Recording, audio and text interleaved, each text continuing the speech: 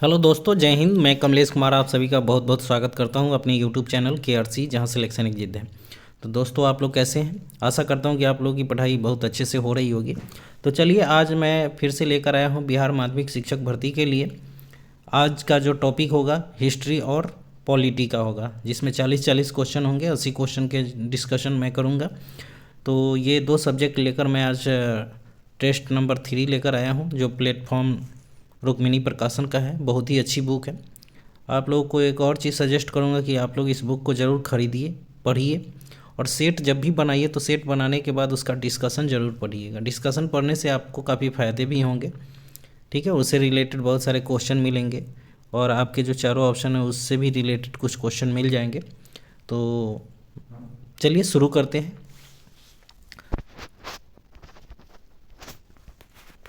आज का पहला क्वेश्चन है, 71 नंबर से हिस्ट्री शुरू हो रहा है कि औरंगजेब ने किस सिख गुरु की हत्या करवाई। ठीक है, औरंगजेब ने किस सिख गुरु की हत्या करवाई थी?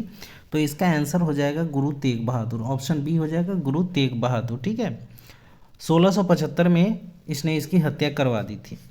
सिखों के 9वें गुरु थे गुरु तेग बहादुर। ठीक है, तो चलिए एक और क्वेश्चन सिखों से आप लोग जरूर याद रखिएगा कि सिखों के जो 5वें गुरु थे अर्जुन देव, ये यहाँ ऑप्शन में भी है। अर्जुन देव जो थे उसे जहांगीर ने 1606 ईस्वी में मरवा दिया था। ठीक है, क्यों मरवाया था? क्योंकि जहांगीर के विद्रोही पुत्र खुसरो की मदद इन्होंने की थी। खुसरो खां की मदद इन्होंने की थी, इसीलिए उसने सूली पर चढ़वा दिया। ठीक है, और हरगोविंद जो थे वो सिखों के 6ठे गुरु थे, ये भी याद रखना है। और गुरु तेग बहादुर जो थे वो 9वें गुरु थे। और सिखों के प्रथम गुरु जो थे वो गुरु नानक जी थे, और सिखों के अंतिम एवं 10वें गुरु गुरु गोविंद सिंह थे। तो आशा करता हूँ कि इससे रिलेटेड आप लोगों को 2-4 फैक्ट याद हो गए होंगे। तो 71 का आंसर क्या हो जाएगा? गुरु तेग बहादुर को औरंगजेब ने हत्या करवाई थी। ठीक है, नेक्स्ट है अगला क्वेश्चन 72 नंबर। निम्नलिखित विद्वानों में से हड़प्पा सभ्यता का सर्वप्रथम खोजकर्ता कौन था? ठीक है, हड़प्पा सभ्यता का खोजकर्ता कौन था? तो 72 का आंसर सी हो जाएगा दयाराम साहनी। ठीक है, दयाराम साहनी।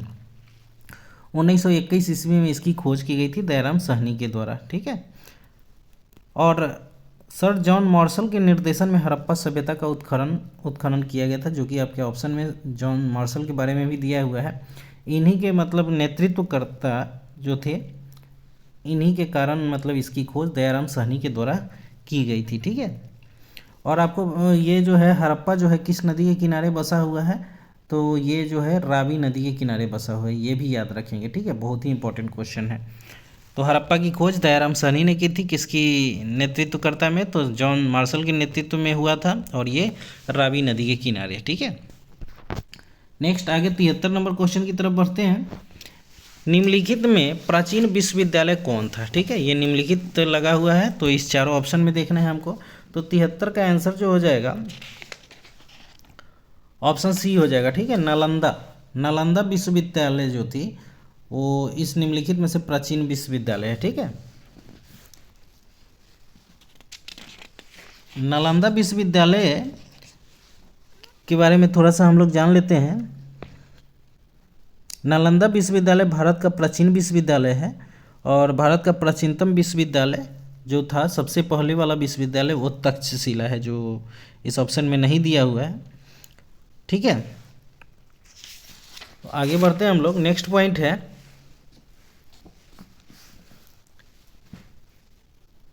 नालंदा विश्वविद्यालय जो है वो कुमार गुप्त के शासनकाल में बनवाया गया था। ठीक है, गुप्त वंश के जो शासक थे कुमार गुप्त फर्स्ट, उन्हीं के शासनकाल में ये बनवाया गया था। ठीक है, अगला पॉइंट है 74 नंबर। काकोरी डकैती कांड घटना के नायक कौन थे? ठीक है, काकोरी डकैती घटना के नायक कौन थे? तो 74 का आंसर ए हो जाएगा रामप्रसाद बिस्मिल। ठीक है, रामप्रसाद बिस्मिल। काकोरी डकैती जो हुआ था 9 अगस्त को हुआ था 1925 में। ठीक है, 9 अगस्त 1925 को हुआ था। इसके जो मेन नायक थे वो रामप्रसाद बिस्मिल, राजेंद्र लाहिड़ी एवं अशफाक उल्ला खां थे। ठीक है, राजेंद्र लाहिड़ी, अशफाक उल्ला खां और ये रामप्रसाद बिस्मिल जी थे, तथा रोशन लाल सिंह भी थे। अगला पॉइंट है आपका संत कबीर के गुरु कौन थे? संत कबीर के गुरु कौन थे? तो 75 का आंसर बी हो जाएगा रामानंद थे। ठीक है, रामानंद। संत कबीर के गुरु रामानंद थे, जिन्हें उत्तर भारत में भक्ति आंदोलन का जनक माना गया है। ठीक है, उत्तर भारत के भक्ति आंदोलन का जनक माना गया है। रामानंद जो थे वो राम जी को मानते थे, राम जी को लोकप्रिय देवता के रूप में मानते थे। ठीक है, नेक्स्ट अगला पॉइंट 76 नंबर, निम्नलिखित में से किसने लखनऊ में 1857 का विद्रोह का नेतृत्व किया था? VVI क्वेश्चन है। लखनऊ से कौन था? तो बेगम हजरत महल। ठीक है, ऑप्शन ए बिल्कुल सही होगा, हजरत महल लिखा हुआ है, बेगम हजरत महल। ठीक है, तो 1857 के विद्रोह का फैक्ट तो आप लोग सभी फैक्ट को याद रखिएगा, इससे क्वेश्चन हमेशा आते हैं। ठीक है, तो उस समय अवध का नवाब विलय के समय 1856 में वाजिद अली शाह था। अवध का जब विलय हुआ था तो उस समय जो था वाजिद अली शाह था वहाँ का शासक। बेगम हजरत महल को महक परी के नाम से जानते हैं, ये भी याद रखना है। बेगम हजरत महल को किस नाम से जानते हैं? तो महक परी के नाम से जानते हैं। ठीक है, महक परी के नाम से जानते हैं। बेगम हजरत महल अंततः जो है जब अंग्रेज़ों से हार गई तो वो नेपाल की तरफ चली गई थी। ठीक है, नेपाल की तरफ भाग गई थी। नेक्स्ट आगे बढ़ते हैं हम लोग। अकबर ने पंचमहल का निर्माण जो खंभों के लिए विख्यात है कहाँ किया था? पंचमहल। ठीक है ना, पंचमहल का निर्माण किसने किया? अकबर ने। कहाँ पर है? ठीक है, तो 77 का आंसर बी हो जाएगा, फतेहपुर सीकरी में है, फतेहपुर सीकरी में है। अकबर ने फतेहपुर सीकरी को राजधानी 1571 में बनाया था, ये भी याद रखेंगे। ठीक है, और अकबर ने 1585 के बाद लाहौर को राजधानी बनाया था। ठीक, नेक्स्ट है ईसा पूर्व द्वितीय शताब्दी अंत आसपास में कागज बनाने की कला को किसने खोजा?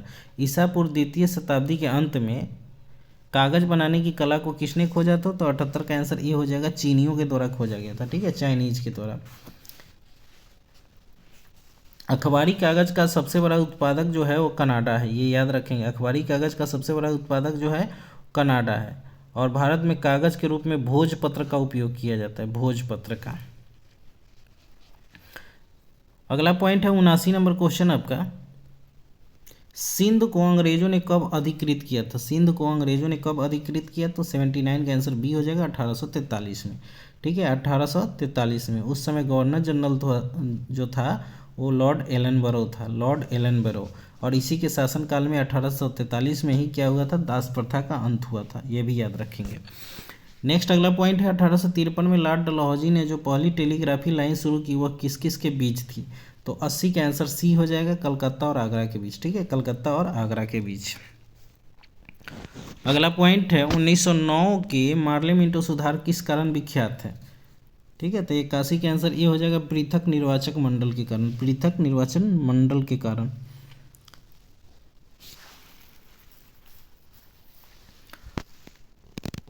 नेक्स्ट पॉइंट, तिरंगे को राष्ट्र ध्वज के रूप में कब स्वीकार किया गया था? तिरंगे को राष्ट्र ध्वज के रूप में कब स्वीकार किया गया? तो 82 का आंसर ए हो जाएगा, लाहौर कांग्रेस अधिवेशन में। ठीक है, लाहौर कांग्रेस अधिवेशन जो हुआ था वो 1929 में हुआ था, जिसकी अध्यक्षता पंडित जवाहरलाल नेहरू ने की थी। और उसी समय 26 जनवरी 1930 को संपूर्ण देश में स्वतंत्रता दिवस भी मनाया गया था, 1930 को। ठीक है, 26 जनवरी 1930 को।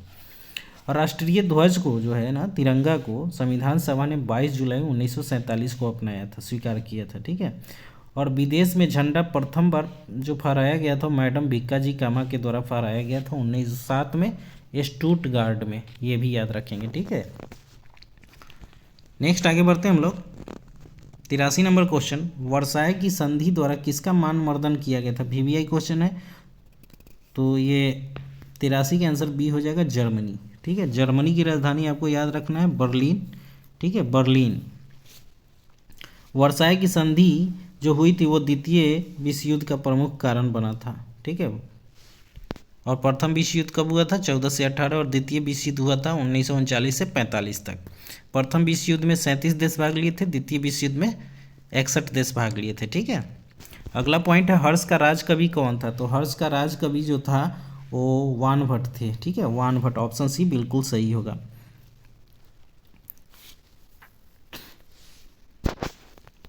नेक्स्ट पॉइंट है स्वामी दयानंद सरस्वती ने प्रथम आर्य समाज 1875 में कहाँ स्थापित की थी?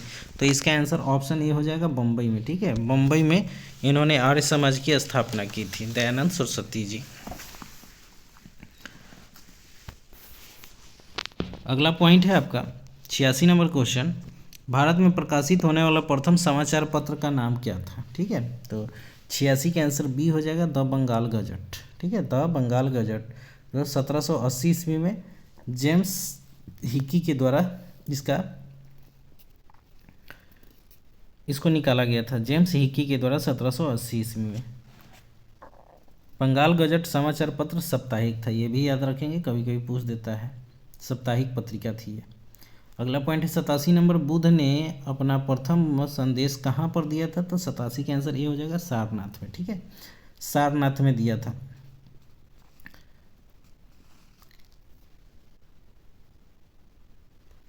नेक्स्ट पॉइंट है 88 नंबर, प्रथम विश्व युद्ध छिड़ने का तत्कालीन कारण क्या था? तो 88 का आंसर ए हो जाएगा आर्क ड्यूक फ्रांसिस डिको की फर्डिनैंड में हत्या, ठीक है, मतलब ऑस्ट्रिया के राजकुमार थे फर्डिनैंड, उनकी हत्या हो गई थी, ठीक है। सेरोजोआ एक जगह का नाम था, वहाँ पर ऑस्ट्रिया के राजकुमार फर्डिनैंड की हत्या जो है प्रथम विश्व युद्ध का तत्कालीन कारण बना था। नेक्स्ट है 89 नंबर, 1905 के बंगाल विभाजन के समय वायसराय कौन था? तो लॉर्ड कर्जन हो जाएगा, ऑप्शन ए बिल्कुल सही है, लॉर्ड कर्जन। नेक्स्ट 90 नंबर, किस ईस्वी सन में मुस्लिम लीग ने एक अलग राष्ट्र का संकल्प स्वीकार किया था?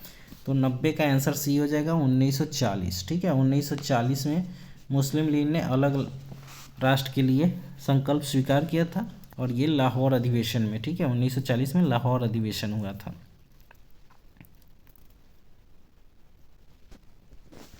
नेक्स्ट पॉइंट है 91 नंबर, शासन की संघीय प्रणाली इस अधिनियम के अंतर्गत स्थापित की गई थी, कौन से एक्ट के द्वारा? तो 91 का आंसर बी हो जाएगा गवर्नमेंट ऑफ इंडिया एक्ट 1935, मतलब भारत सरकार अधिनियम 1935 के द्वारा। अगला पॉइंट है आपका 92 नंबर, 323 ईसा पूर्व में सिकंदर महान की मृत्यु कहाँ हो गई थी? तो 92 का आंसर बी हो जाएगा बेबीलोन में, ठीक है, बेबीलोन में उसकी मृत्यु हो गई थी। सिकंदर कहाँ का शासक था? तो मकदूनिया का शासक था, और उसके पिता का नाम था फिलिप, ठीक है। और सिकंदर का सेनापति जो था वो सेलुकस निकेटर था, और जल सेनापति कौन था? तो निर्याकस था, ठीक है, निर्याकस। अगला पॉइंट है राजनामा निम्नलिखित में से किसका फारसी अनुवाद है? ठीक है, तो ना इसका आंसर हो जाएगा महाभारत, ऑप्शन ए बिल्कुल सही होगा, ठीक है, महाभारत। अगला पॉइंट है गांधी जी के विदेशी वस्तु के बहिष्कार के आंदोलन का लक्ष्य क्या था? ठीक है, लक्ष्य क्या था? तो 94 का आंसर हो जाएगा ऑप्शन ई उपयुक्त में से कोई नहीं, ठीक है, उपयुक्त में से कोई नहीं। नेक्स्ट है भारत के समुद्री मार्ग की खोज किसने की थी? 95 का आंसर ए हो जाएगा Vasco D gamma. Vasco D gamma जो है भारत की खोज कब की थी? तो ये आप लोग को बताना है, ठीक है, और वो सबसे पहली बार कहाँ पहुँचा था? ये दोनों क्वेश्चन आप लोग जरूर कमेंट बॉक्स में बताएंगे, क्योंकि हल्का क्वेश्चन है, आप लोग को याद होना चाहिए। अगला पॉइंट है 96 नंबर, फ्रैंकफर्ट की संधि किस वर्ष हुई थी? ठीक है, फ्रैंकफर्ट की संधि जो हुई थी 1871 में हुई थी, ऑप्शन सी बिल्कुल सही है, ठीक है। अगला पॉइंट है 1917 की पहली रूसी क्रांति को किस नाम से जाना जाता है? तो इसका आंसर जो हो जाएगा रूसी क्रांति को हम लोग फरवरी क्रांति के नाम से जानते हैं, ठीक है, फरवरी की क्रांति के नाम से जानते हैं। फ्रेंच इंडो चाइना की स्थापना किस वर्ष हुई थी? फ्रेंच इंडो चाइना की स्थापना किस वर्ष हुई थी? तो 98 का आंसर ई हो जाएगा इनमें से कोई नहीं, इनमें से कोई नहीं, ठीक है। इसका आंसर हो जाएगा 1887, ठीक है, 1887 में हुआ था फ्रेंच इंडो चाइना की स्थापना। जेनेवा समझौता किस वर्ष हुआ था? जेनेवा समझौता किस वर्ष हुआ था? तो 99 का आंसर सी हो जाएगा 1954 में, 1954 में। अगला पॉइंट है 100 नंबर, लखनऊ समझौता कब हुआ था? तो लखनऊ समझौता 1916 को हुआ था, ऑप्शन बी बिल्कुल सही हो जाएगा। इसमें नरम दल और गरम दल दोनों में एकता स्थापित हुआ था, और नरम दल गरम दल जो विभाजित हुआ था 1907 में हुआ था, उसी का समझौता 1916 में हुआ, ठीक है। अगला पॉइंट है 101 नंबर, कांग्रेस ने किस तिथि को पूर्ण स्वतंत्रता दिवस मनाया? ठीक है, तो 101 का आंसर बी हो जाएगा 26 जनवरी 1930 को, ठीक है, ये इससे पहले मैंने आगे बता दिया था। अगला पॉइंट है भारत में कोयला उद्योग कब प्रारंभ हुआ था? भारत में कोयला उद्योग कब प्रारंभ हुआ था? तो 2 का आंसर जो हो जाएगा 1814, ऑप्शन बी बिल्कुल सही है। नेक्स्ट है अमेरिका की खोज किसने की थी?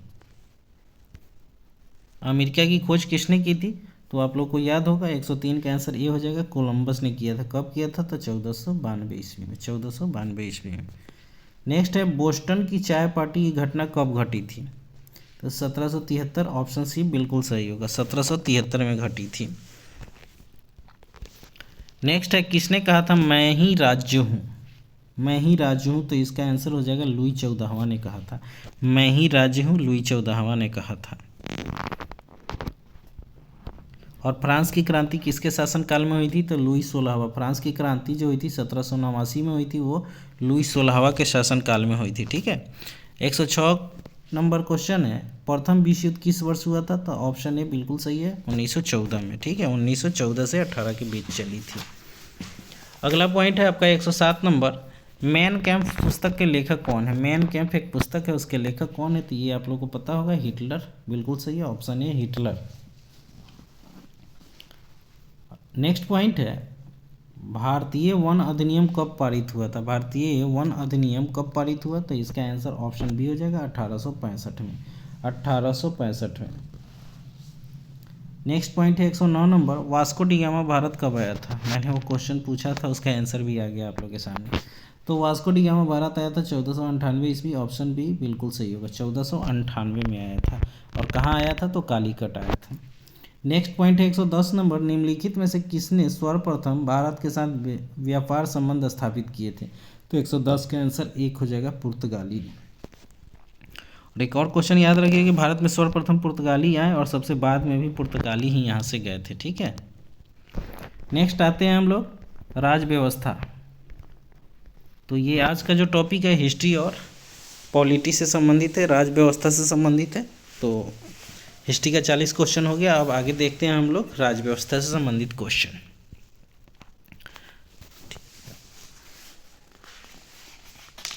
आज का पहला क्वेश्चन है, भारत में महिलाओं के लिए आरक्षण की जो व्यवस्था निम्नलिखित में से किस संस्था में की गई? तो 111 का आंसर सी हो जाएगा, पंचायती राज संस्था। पंचायती राज्य संस्थाएं, ऑप्शन सी बिल्कुल सही हो जाएगा। तो पंचायत में अनुच्छेद 243 के डी के तहत महिलाओं को 33% आरक्षण दिया गया है। 243 के डी में 33% आरक्षण जो है महिलाओं को पंचायत में दिया गया है। VBI क्वेश्चन है, इस अनुच्छेद को जरूर याद रखेंगे। बिहार भारत का पहला राज्य है जिसमें पंचायत राज व्यवस्था में महिलाओं को 50% आरक्षण दिया गया है। ये भी क्वेश्चन बहुत ही इंपॉर्टेंट है। बिहार पहला राज्य है जो महिलाओं को 50% आरक्षण दिया है पंचायती राज व्यवस्था में। नेक्स्ट आगे बढ़ते हैं हम लोग, धर्मनिरपेक्ष राज्य के संबंध में कौन सा कथन गलत है? गलत यहाँ खोजना है। ठीक है। तो 112 का आंसर बी हो जाएगा, राज्य का कोई एक अपना धर्म होता है। ये बिल्कुल गलत है। ठीक है ना, भारत एक धर्मनिरपेक्ष राज्य है, यहाँ सभी धर्मों का अपना अपना वर्चस्व है। ठीक है, कोई भी आदमी किसी भी धर्म को मान सकता है। नेक्स्ट अगला पॉइंट है 113 नंबर, स्विट्जरलैंड में महिलाओं को मताधिकार कब प्राप्त हुआ था? तो इसका आंसर जो हो जाएगा ऑप्शन सी हो जाएगा, 1971 में। ठीक है, 1971 में। नेक्स्ट है 114 नंबर क्वेश्चन, निम्नलिखित में सही बयान कौन सा है? ठीक है, तो 114 का आंसर सी हो जाएगा, लोकतांत्रिक व्यवस्था में एक व्यक्ति की कई पहचान होती है। ठीक है, लोकतांत्रिक व्यवस्था में एक व्यक्ति की कई पहचान होती है। 114 का ऑप्शन सी बिल्कुल सही है।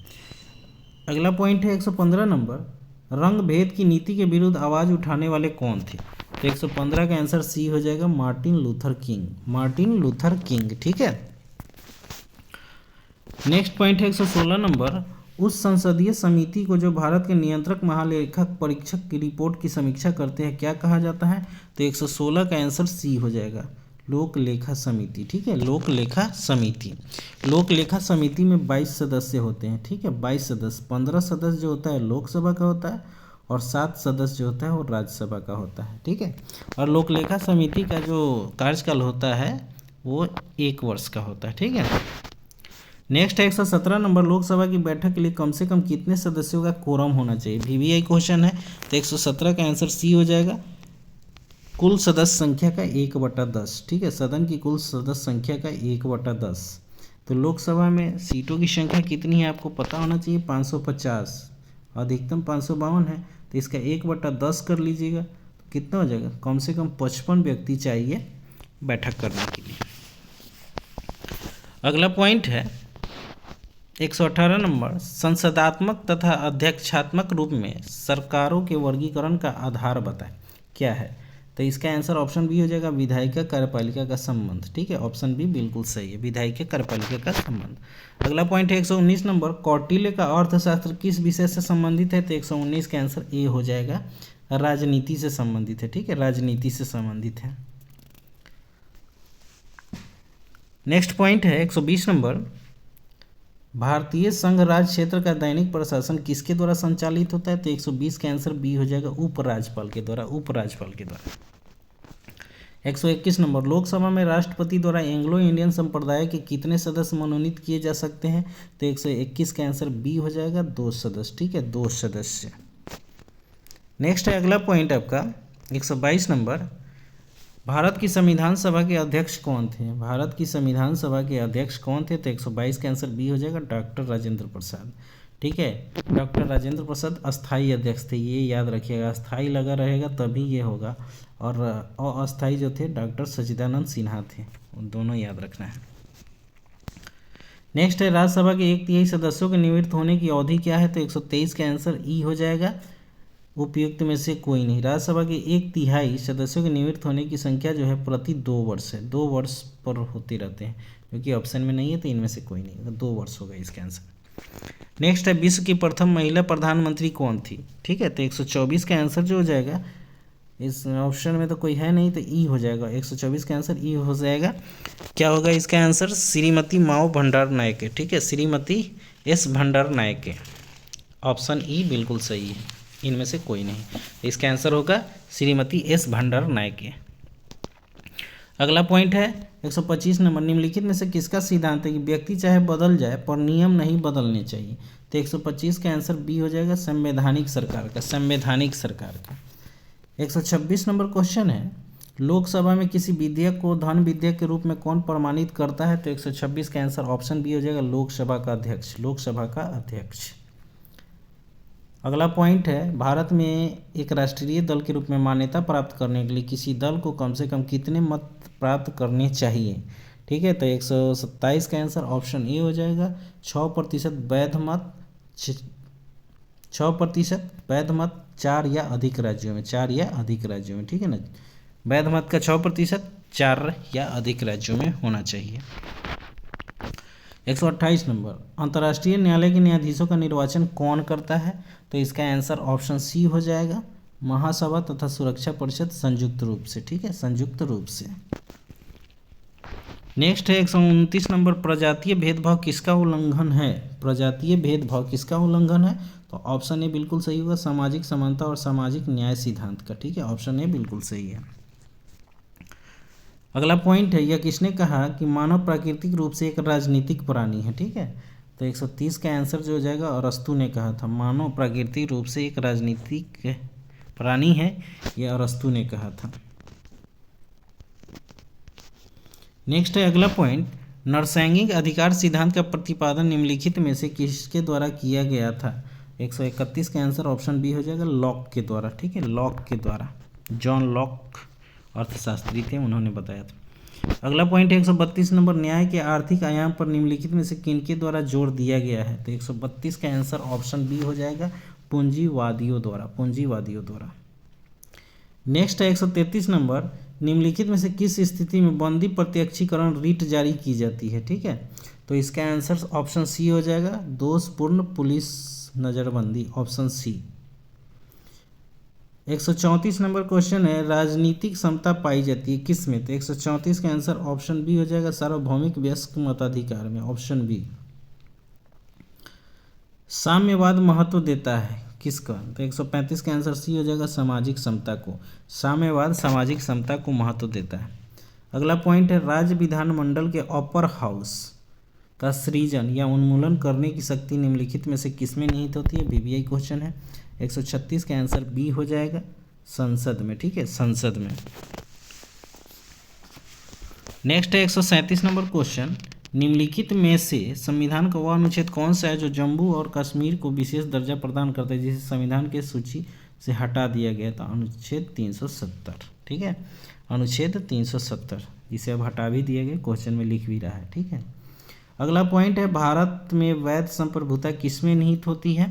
तो 138 का आंसर डी हो जाएगा, उपयुक्त में से एक से अधिक। ठीक है, उपयुक्त में से एक से अधिक हो जाएगा इसका आंसर। भारत में वैध संप्रभुता निहित है, उपयुक्त में से एक से अधिक। 139 का आंसर जो है, भारत में वैध संप्रभुता, इसका आंसर मैंने गलत बता दिया। भारत में वैध संप्रभुता जो है, प्रभु सत्ता जो निहित है, प्रभु सत्ता, भारत में वैध प्रभु सत्ता किसमें निहित है? तो संविधान होगा, ऑप्शन ए होगा। ठीक है, इसका आंसर, सॉरी थोड़ा सा गलती मैं बोल दिया था। ठीक है, संविधान में निहित है। 139 देखेंगे, निम्नलिखित कथनों में से कौन राजनीतिक सिद्धांत से संबंधित है? ठीक है, तो 139 का आंसर ऑप्शन डी हो जाएगा, उपयुक्त में से एक से अधिक। उपयुक्त में से एक से अधिक होगा इसका आंसर, मतलब ए बी सी तीनों होगा। ठीक, अगला पॉइंट है 140 नंबर, इनमें से कौन राजनीतिक सिद्धांत से संबंधित विषय है? तो 140 का आंसर ऑप्शन डी हो जाएगा, उपयुक्त में से एक से अधिक।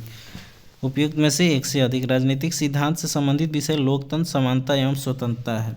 ये तीनों हो जाएगा, ऑप्शन ए बी सी तीनों। निम्नलिखित में कौन कथन सही है?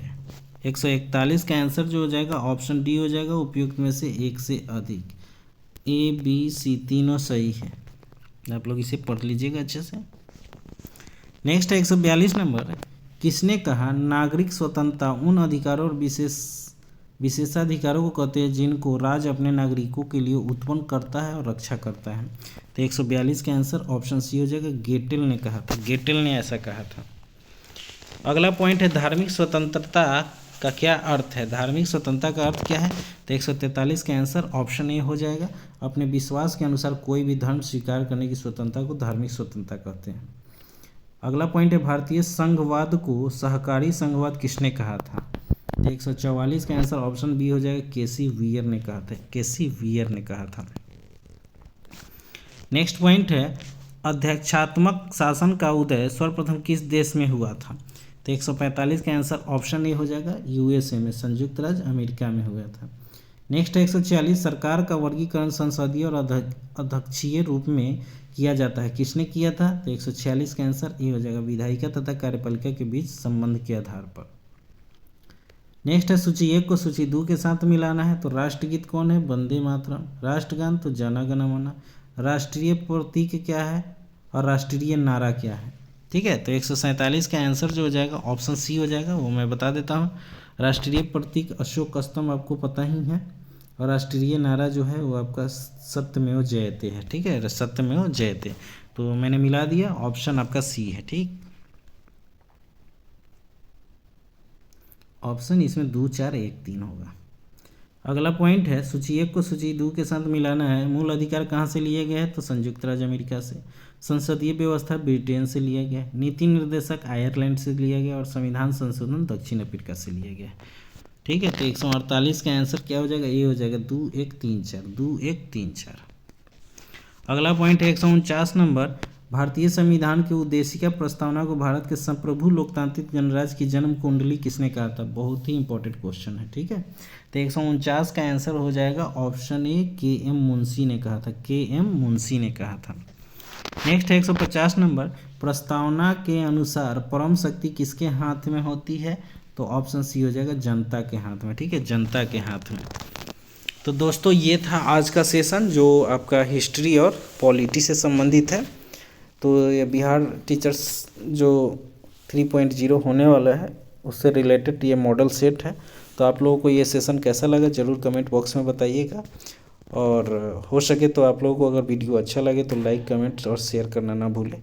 सब्सक्राइब तो ज़रूर करना है और बेल आइकन को दबा लेना है कि सभी नोटिफिकेशन आपको मिलते रहें। तो धन्यवाद दोस्तों, फिर मिलते हैं कल अगले वीडियो में इसी तरह से लेकर आपका अगला वीडियो हिस्ट्री और पॉलिटी को लेकर। तब तक के लिए अपनी पढ़ाई जारी रखिए। धन्यवाद दोस्तों।